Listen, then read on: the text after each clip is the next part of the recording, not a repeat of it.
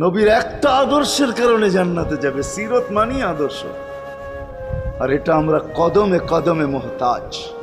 কেননা এই ছোট জীবনটা যদি গ্রহণযোগ্যতা পর্যন্ত পৌঁছাইতে হয় আল্লাহর কাছে, চাই নারী হই, চাই যুবক হই, চাই বৃদ্ধ হই, যেই মানুষই হই না কেন, যেখানেরই হই না কেন, যেই বাসারই হই না কেন, যেই বর্ণেরই হই না কেন, যেই পেশারই হই না কেন, যেই সোসাইটিরই হই না কেন, এই জীবনটাকে যদি গ্রহণযোগ্যতা পর্যন্ত পৌঁছাইতে হয় কার কাছে? দুনিয়াওয়ালাদের কাছে না, মালিকের কাছে, যিনি এক ফোঁটা পানির থেকে অস্তিত্ব দিছেন, যার কাছে আবার আমাদেরকে ফিরা যেতে হবে।